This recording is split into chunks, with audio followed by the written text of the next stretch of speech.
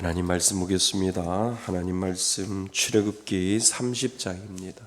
출애굽기 30장 17절에서 38절까지 보겠습니다. 출애굽기 30장 17절로 38절까지 말씀 봅니다. 할렐루야. 하나님의 은혜가 여러분들 가운데 넘치시기를 주님의 이름으로 축원드립니다. 우리 출애굽기 숲속여행 우리 70번째 시간입니다. 벌써 70번째가 다 되었습니다. 우리 말씀의 제목 같이 한번 읽어볼까요? 시작. 정결과 향기. 정결과 향기라고 하는 제목으로 말씀을 정했습니다. 왜 정결이고 왜 향기인지를 우리가 한번 생각해 볼 필요가 있습니다.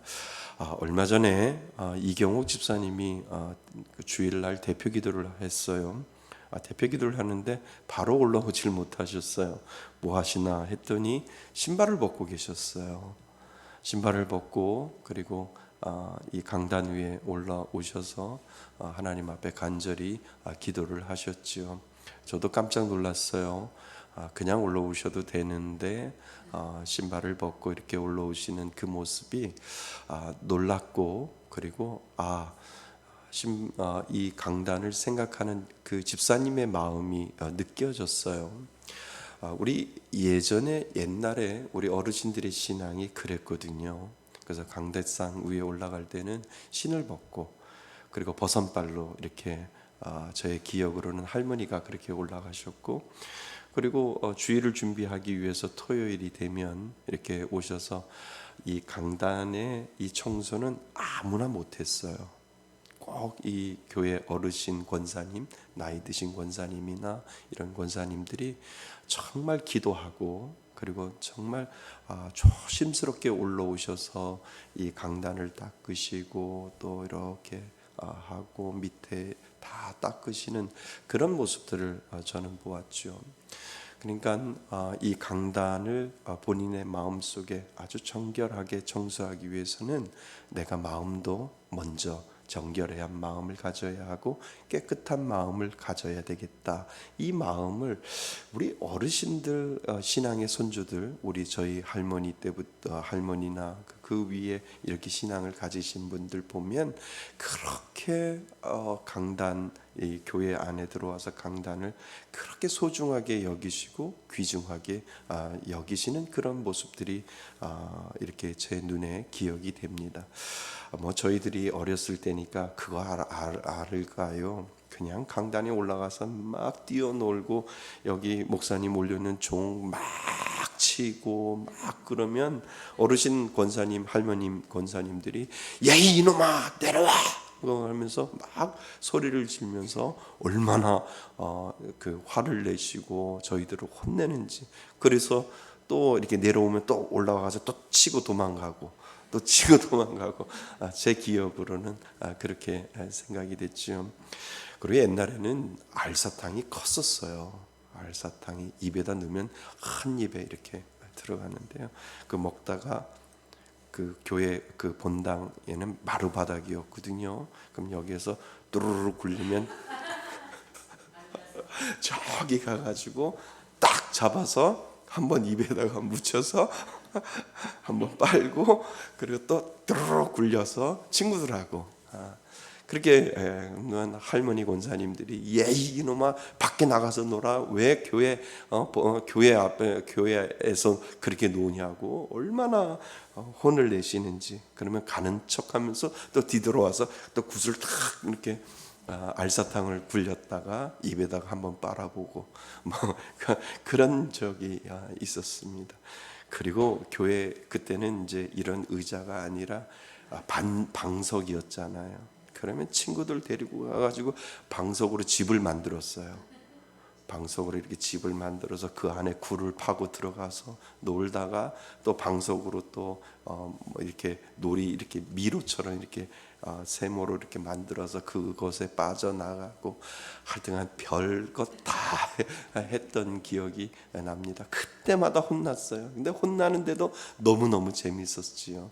그러니까 어르신들은 강단과 그리고 예배당을 참 귀중하게 생각을 했는데 저희들은 뭐 어리니까 그걸 그냥 교회에서 마루바닥에서 노는 게 그렇게 재밌고 그렇게 즐겁고 그렇게 신났습니다. 그러니까 그것이 추억이 되니까 이렇게 나이가 들어도 그 어렸을 때 마루바닥에서 놀고 거기서 자고 거기서 같이 저거 했던 그런 기억들이 제 기억 속에 남아 있습니다. 그러니까 어르신들하고 저희들하고는 좀 다르죠. 강단을, 교회 본당을, 그리고 예배당을 아주 귀중하게 생각하시는 그 할머니 권사님들, 지금이야 다 천국 가셨지만 그렇게 생각하는 그 마음이 참 뒤돌아보면, 특별히 오늘 말씀을 읽으면서 그 할머니 권사님들이 그렇게 생각이 나는 거예요.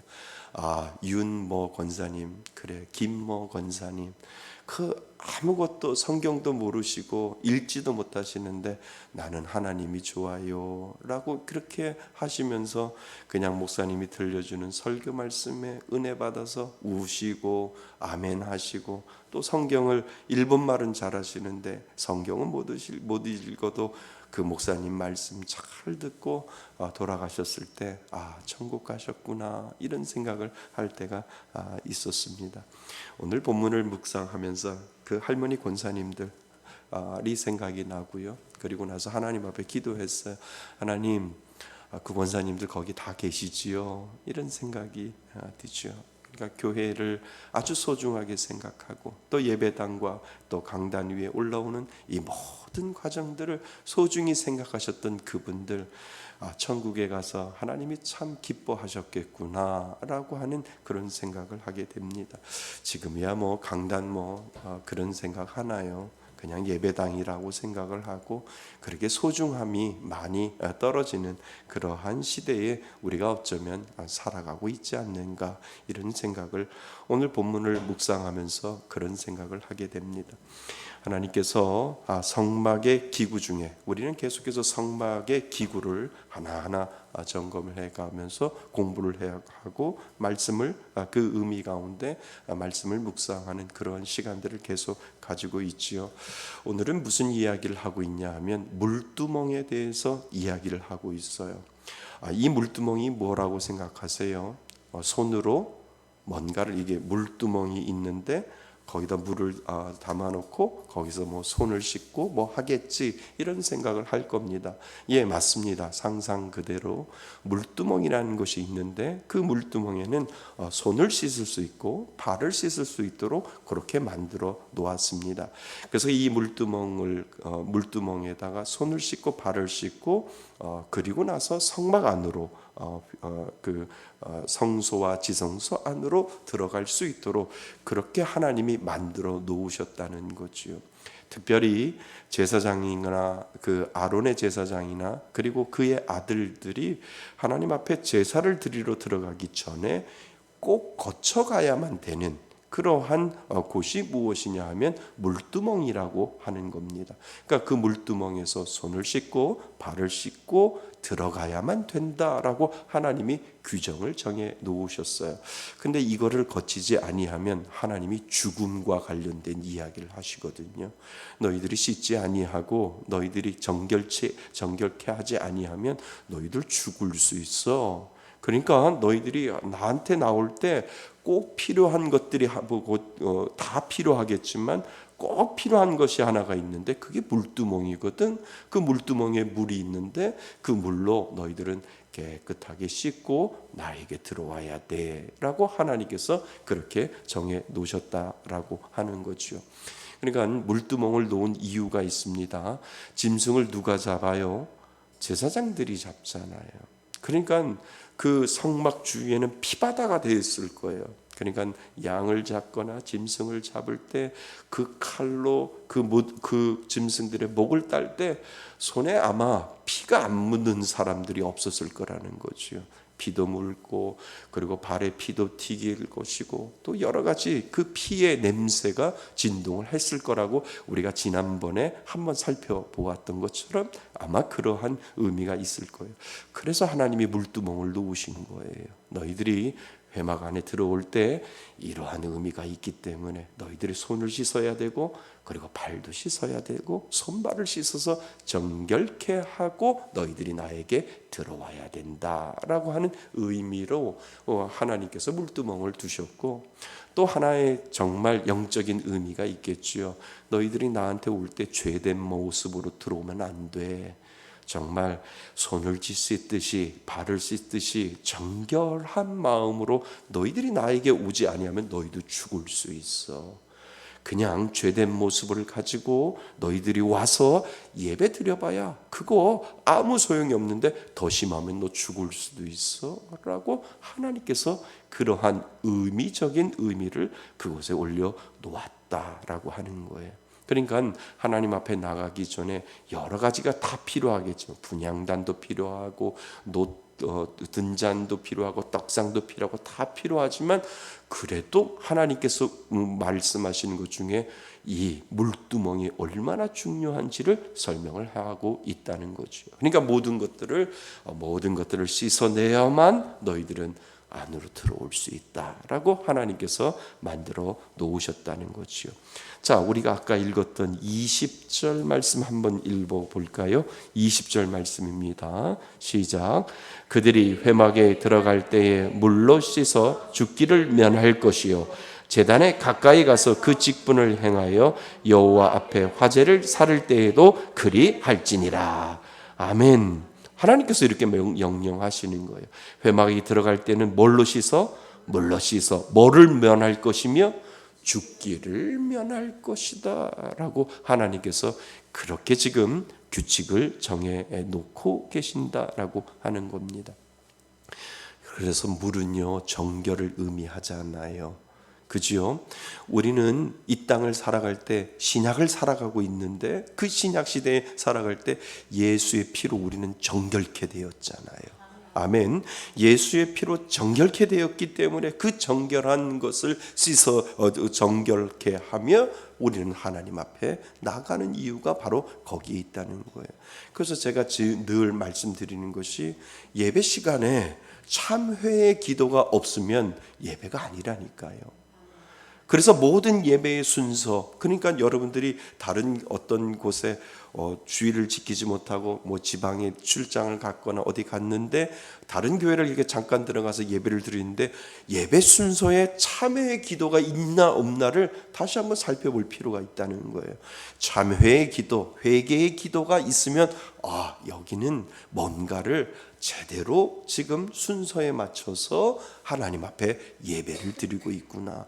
정말 성소와 지성소로 들어가기 위해서는 물두멍에 모든 죄를 씻어내고 정결한 마음으로 거룩한 마음으로 하나님 앞에 나아가듯이 우리가 참회의 기도가 있지 아니하면, 회개의 기도가 있지 아니하면 우리는 하나님 앞에 나아갈 수 없음을 지금 우리들에게 설명을 하고 있다는 거예요. 물로 씻어 죽기를 면할 것이요 라고 우리들에게 지금 하나님이 말씀하신 그 명령이 오늘을 사는 우리들에게 예수의 피로 정결케 되었사오니 하나님 나의 마음속에 정결한 은혜를 더하여 주시고 거룩한 마음을 더하여 주셔서 하나님 앞에 성소와 지성소를 향하여 들어갈 때 예수 그리스도의 은혜가 임할 수 있도록 도와주옵소서라고 하는 이 믿음의 고백으로 우리는 예배에 임할 수 있다라고 하는 거예요.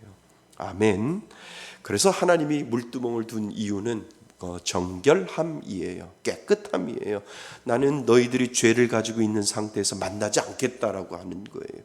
너가 죄가 있는데 그 죄를 가지고 나한테 나와 봐봐야 그 죄를 해결하지 아니하고 나한테 나와 봐야 나는 너를 만나주지 않겠다라고 하는 하나님의 단호한 결정이 그 가운데 있다라고 하는 거예요.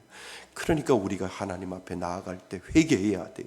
하나님, 한 주간 동안 살면서 지었던 모든 죄들 하나님 용서하여 주옵소서.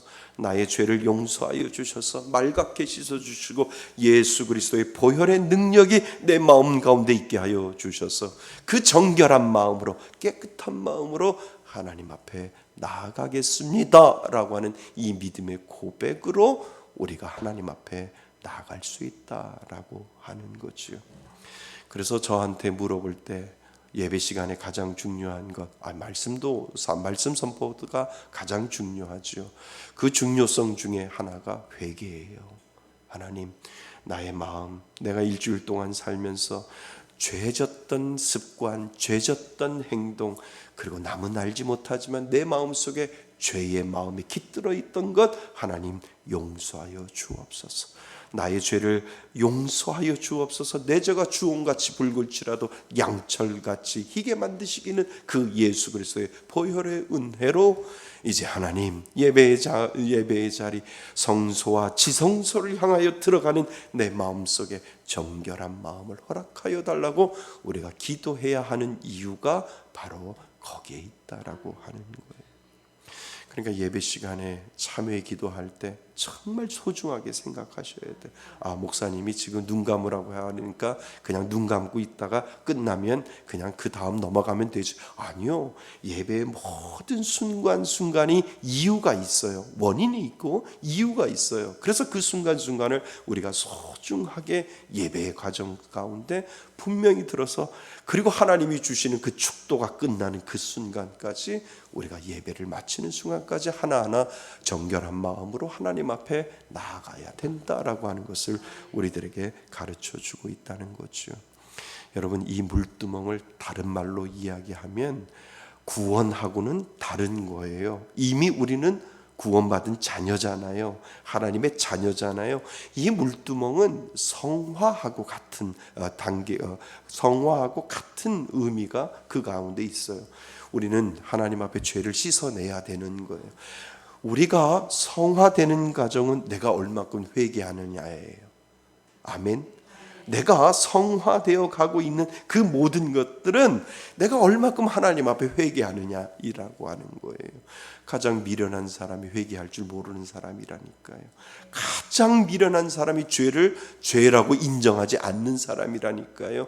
그냥 걸어가도 죄인이기 때문에 하나님, 나 오늘 한 거 아무것도 없지만 하나님 앞에 서면 저는 죄인입니다 라고 하는 이 믿음의 고백이 우리들 가운데 필요하다라고 하는 거예요. 그러니까 성화는 죄를 얼만큼 회개하느냐에 따라 나의 성화가 이루어지는 거예요. 아멘. 그러니까 믿음이 성장하고 내가 하나님과 성화되어 내 성품이 예수님을 닮아가고 주를 닮아가기를 원합니다. 아무리 이야기를 해도 내가 안에 그 회개가 있지 아니하면 성화는 이루어지지 않는다라고 하는 거예요. 우리들은 죄인이기 때문에 그렇다는 거죠. 하나님이 여러분들을 회개의 자리로 몰아가실 줄 믿습니다. 그래서 처음으로 회개하는 것이 아니라 성결한 삶은 회개로 채워진다라고 하는 그 은혜를 여러분 잊지 마시기를 바랍니다. 그래서 우리에게 물두멍을 주셨고 그 물두멍이 죄 사함의 은혜를 통하여 하나님 앞에 정결한 마음으로 나아갈 수 있도록 하나님은 저와 여러분들을 만들어 주셨다라고 하는 사실을 여러분 믿을 수 있기를 바랍니다. 그리고 나서 오늘 출애굽기에서는 관유에 대해서 이야기를 해요. 여러분, 관유가 뭐예요? 기름이잖아요. 그죠? 그래서 하나님은 이 관유를 아주 소중하게 다루시는 장면이 나온다는 거죠. 관유는 구별된 사람이나 구별된 물건에 뿌리는 기름이다라고 이야기를 합니다. 그러니까 오늘 보면 네 가지의 관유에 대해서 이야기를 해요. 성품에 대해서, 이것을 만드는 방법에 대해서 이야기를 하는데 22절부터 25절까지 23절을 이렇게 23절 24절을 보면 관유를 어떻게 만드느냐 아주 복잡한 관계를 우리에게 설명을 하고 있어요. 23절 24절 한번 읽어볼까요? 시작. 너는 상등 상품을 가지고 액체 몰약 500세겔과 그 반수의 향기로운 육개 250세겔과 향기로운 창포 250세겔과 계피 500세겔을 성소의 세겔로 하고 감람기름 한 흰을 가지고, 이렇게 되어 있다는 거죠. 그러니까 이 관유를 만들 때 하나님께서 특별히 그 하나님의 성물에 대해서 기름을 붓고 그 성물에 대해서 그 관유를 바르라라고 할 때 이 네 가지 일을 우리들에게 설명을 하고 있다는 거예요. 그것이 액체 몰약이고 향기로운 육개고 그리고 향기로운 창포고 그리고 또 뭐예요? 계피. 이 계피 정말 이렇게 만들어서 너희들은 모든 성막에 발라서 지극히 거룩한 물품으로 구별하라라고 하는 그 의미가 그곳에 담겨져 있다라고 하는 거예요. 그러니까 하나님께서 우리들에게 말씀하시는 것은 세상의 물품과 세상과 다른 것을 우리는 뭐라고 그러죠? 성물이라고 하잖아요. 하나님의 거룩한 물품이라고 하잖아요. 그러니까 교회에서 사용하면 성물일까요? 아닐까요? 성물이죠. 그죠? 그러니까 밖에서 사용하면 의자인데 교회 안으로 들어오면 뭐가 될까요? 성물이 되는 거예요. 그러니까 그냥 그것을 뭐 거룩하게 생각하는 것이 아니라 우리가 특별하게 구별하여 다룰 수 있도록 하나님께서 만들어 놓는 것, 그것을 바로 성물이라고 이야기를 하죠. 우리에게도 그 성물의 은혜가 있는 줄 믿습니다. 그러니까 하나님 것을 구별하여 하나님 앞에 드릴 줄 아는 그 성물이 우리들 가운데 분명히 있다라고 하는 거지요. 근데 예수님이 이 기름은 신약에 와서는 누구에게 바르는 줄 아시나요? 왕과 제사장과 선지자. 예수님은 왕으로 오셨어요. 아멘. 예수님은 선지자로 오셨어요. 아멘. 예수님은 뭐라고 하시죠? 제사장이라고 하잖아요. 그러니까 왕과 제사장과 선지자에게 이 기름을 발라서 구별된 것을 우리들에게 이야기해 주시, 하나님을 믿는 자에게는 거룩한 관유가 발라졌다는 거예요. 영적인 관유가 발라졌다라고 하는 의미가 그것에 있습니다. 그러니까 하나님이 보시기에 세상 사람들은 여러분들을 어떻게 볼 줄 모르지만 하나님이 여러분들을 볼 때 하나님은 거룩한 성물로 보신다는 거예요. 여러분들에게 관유를 발라주시고 여러분들에게 구별하여, 너희는 이 세상에 섞여 살고 있지만 너희들은 구별된 영혼이고 구별된 하나님의 자녀이고 구별된 사람처럼 너희들은 살아가야 된다라고 하는 것을 오늘 우리들에게 말씀하고 계신다는 거죠. 그렇다면 여러분들은 구별된 삶을 살아가고 있는지요? 나는 거룩한 성물로 살아가고 있는데, 거룩한 하나님이 성물로 나를 기름 부어 주셔서 하나님의 거룩한 자녀로 살아가고 있는데 나는 오늘도 그 삶을 살아가고 있는지를 우리는 뒤돌아볼 필요가 있다라고 하는 거예요. 사랑하는 성도 여러분, 여러분들 안에 영적인 관유가 발라진 줄 믿습니다. 그러니까 행동에도 조심해야 하고, 내가 예수 믿는 사람으로서의 삶이 우리들에게 정말 그 은혜가 우리들에게 발라졌기 때문에 나의 말과 나의 행동과 나의 모든 것들이 하나님의 관유가 발라진 것처럼 하나님 오늘도 성결하고 거룩한 삶을 살겠습니다 라고 하는 의미가 그곳에 담겨져 있다라고 하는 거예요. 그래서 몸을 함부로 다루지 말라라고 하는 거예요. 왜요? 하나님이 우리들에게 기름 발라놓은 성물이니까. 이해되세요? 그래서 뭐 담배 피는 게 무슨 죄예요? 뭐 담배 펴도 되지 않아요? 아니에요. 거룩한 성전이고 거룩한 성물이기 때문에, 그 기름이 발라졌기 때문에, 영적인 관유가 우리 안에 갈라졌기 때문에 내가 담배를 안 피는 거예요. 내가 술을 안 먹는 거예요. 내가 세상적인 오락이나 세상적인 그 잡것 저거 하는 거 안 하는 거예요. 왜냐하면 내가 거룩한 존재이기 때문에. 하나님께서 나를 거룩한 존재로 만들어 주었기 때문에 세상에 섞여 살고 있지만 세상 속에서 나는 구별된 존재로 살아가는 거룩한 영적인 성물로 하나님이 나를 자녀 삼아 주셨기 때문에 하나님 오늘도 내 몸을 거룩하게 다루겠습니다 라고 하는 이 믿음의 고백이 우리들 가운데 있어야 된다라고 하는 거예요. 그러니까 몸이 아파도 건강을 유지하려고 노력하는 이유가 거기에 있는 거예요. 하나님이 나에게 기름 발라서 나에게 건강한 육신을 주신 이유도 그건데 하나님 건강을 잘 다루겠습니다. 하나님이 나를 부르시는 그 순간까지 내 육신이 아프지 아니하고 잘 다루어서 하나님의 귀한 도구로 사용되겠습니다 라고 하는 이 기도도 우리들 가운데 필요하다라고 하는 거예요. 하나님 낫게 해주세요가 아니라니까요. 하나님 내가 살아있는 동안 하나님의 거룩한 성물로 사용되기 위하여 내 몸 정결하게 하시고 내 몸 건강하게 하시고 내 몸 깨끗하게 하여 주셔서 하나님이 사용되는데 거부감 없이 하나님이 나를 사용하는데 불편함 없이 정결한 마음 정결한 몸으로 하나님 앞에 나아가겠습니다 라고 하는 이 믿음의 고백이 저희들에게 필요한 줄 믿습니다. 그래서 이것을 우리가 하나님 앞에 온전히 드릴 때 이것이 우리들의 몸에 발라진 거룩한 관유가 저와 여러분들 가운데 분명히 있음을 여러분 기억하실 수 있기를 바랍니다. 그래서 우리는 보면 출애굽기 30장 보면 이 관유를 이야기를 하고 34장에 보면 거룩한 향을 우리들에게 설명을 합니다. 우리 34절 우리 한번 같이 읽어볼게요. 34절입니다. 시작. 여호와께서 모세에게 이르시되 너는 소합향과 나감향과 풍자향의 향품을 가져다가 그 향품을 유황에 섞되 각기 같은 분량으로 하고. 이제 하나님께서 관유 이야기를 하시고 나서 또 다른 이야기를 하시는데 향품에 대해서 우리는 그리스도의 뭐라고 이야기를 하죠? 향기입니다. 아멘. 예. 그래서 내가 그리스도의 향기를 나타나며 살아가는 것 이것이 얼마나 중요한지 모른다라고 하는 거예요.